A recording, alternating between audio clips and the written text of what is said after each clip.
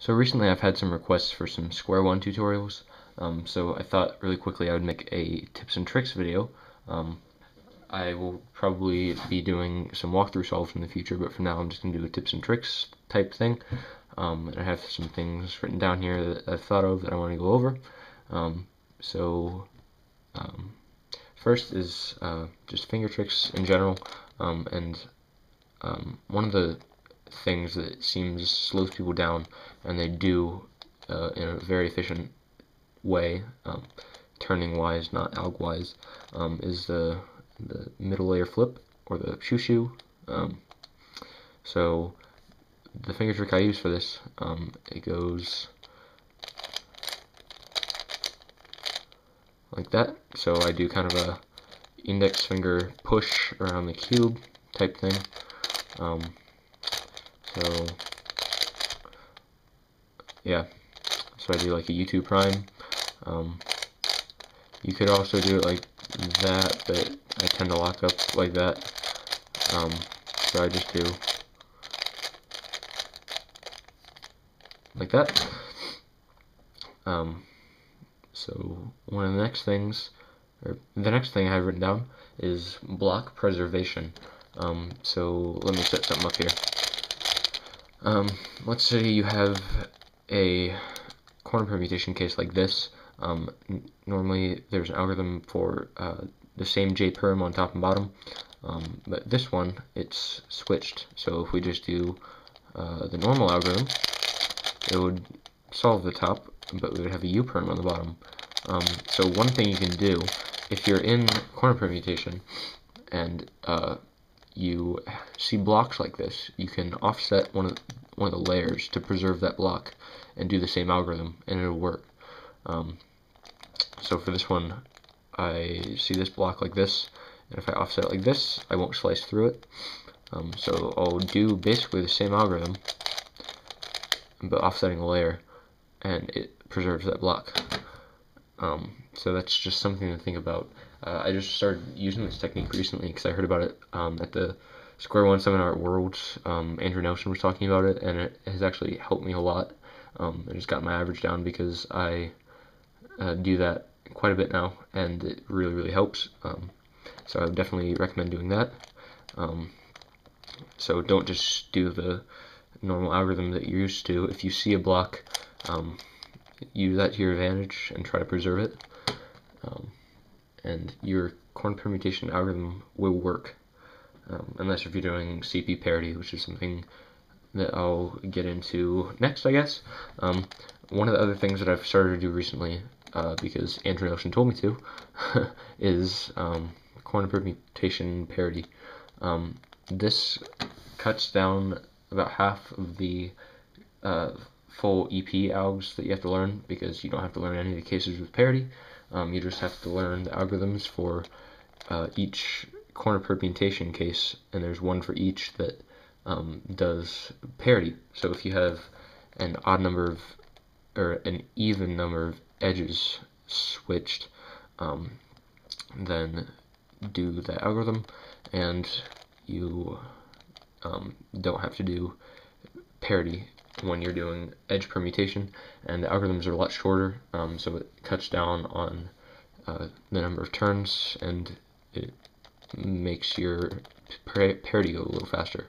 Before I started doing this, I could barely sub 20 solve with parity, but now I can pretty much easily sub 18 any solve that has parity. Parity still sucks, but this makes it not kill your time as much. So one of the things that helps if you're going to do corner permutation parity is you have to recognize each side as if you're looking at PLL on a 3x3.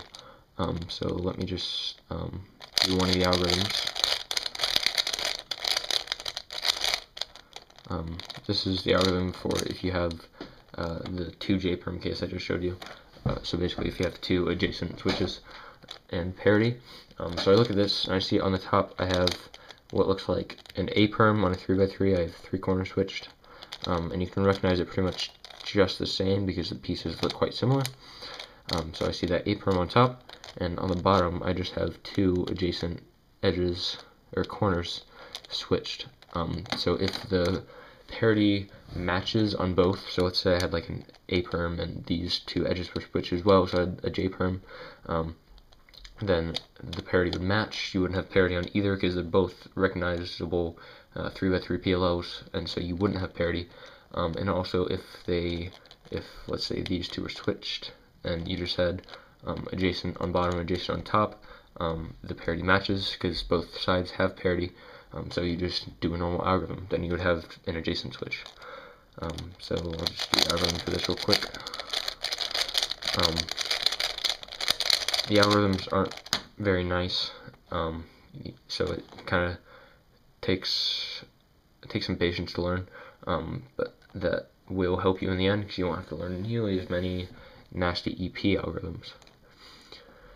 So the next thing I have written down is advanced cube shape. I think advanced cube shape is very comparable to F2L on a 3x3, in that when you first learn it, it'll take a while to get the hang of it and learn all the little tricks that'll make your F2L or cube shape very move efficient.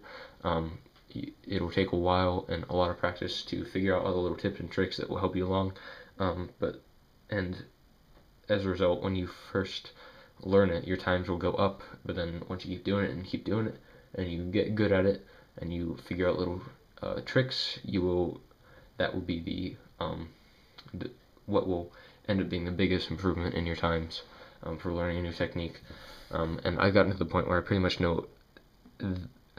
I learned advanced cube shape from David Warner's video, which I'll link in the description.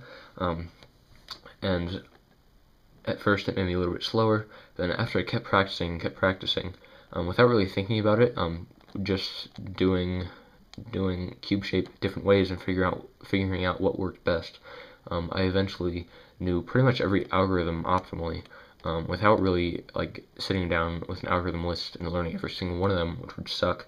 You just get used to what works best, and pretty much it's in your muscle memory, and you know every case optimally.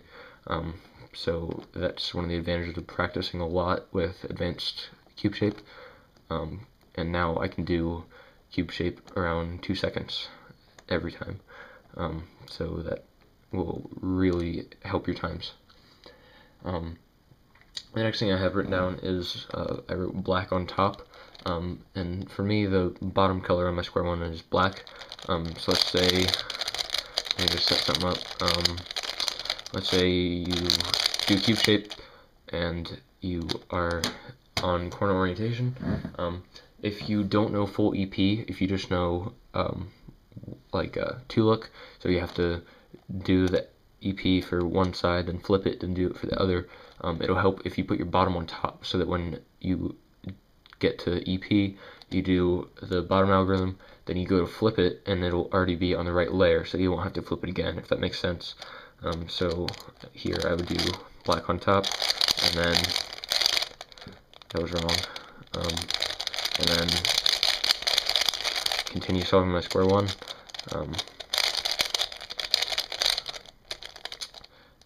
Well, this is a bad example because it's just an easy case.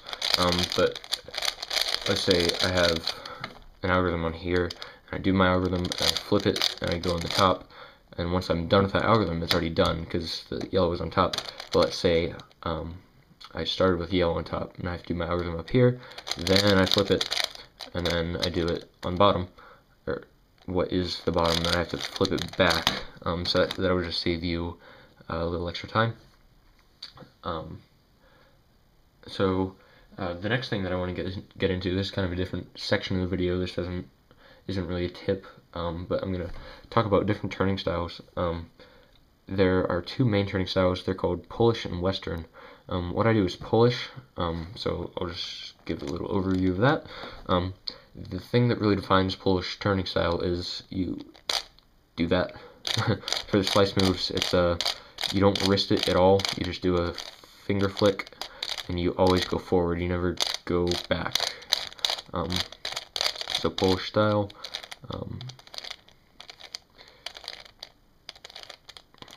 Yeah, that's how you turn. And then you do. For the top layer, I tend to do like this for U and U prime, well, its equivalent. And then for the bottom layer, I pretty much just use my ring finger for pulling and pushing for those turns, so I'm free to do whatever like that. If you can see that. So it's always pushing and never pulling on that slice, and I think that looks cooler, to be honest. Western turning is still cool. It looks a little slower, so you have more time to look at stuff, I think, and some really fast people use that. I know Andrew Nelson does, and so does Simon Crawford, and a lot of good people at Square-1 use Western turning style. And I'm kind of a rarity in that I'm not Polish, but I do Polish turning. Yeah, Western is defined by wristing the slices and going back and forth. Yeah, and I'm not really sure how they normally turn. I think it varies, but I don't do that, or if you just use your left hand and you pull and push like that. So that's kind of how turning styles work, and I think you should pick whatever one suits you. Just try them both and see whatever works. I didn't really make a conscious decision to do Polish turning. I didn't even know that was a thing until recently, but I guess that's just kind of what I gravitated towards naturally, so that's what I do. So thank you for watching. I hope these tips and tricks helped you solve your Square-1 faster. And if you have any questions or you have any video requests or anything, just message me or leave a comment or anything, and I'll be happy to help and happy to make any extra video that you would like. So thanks for watching.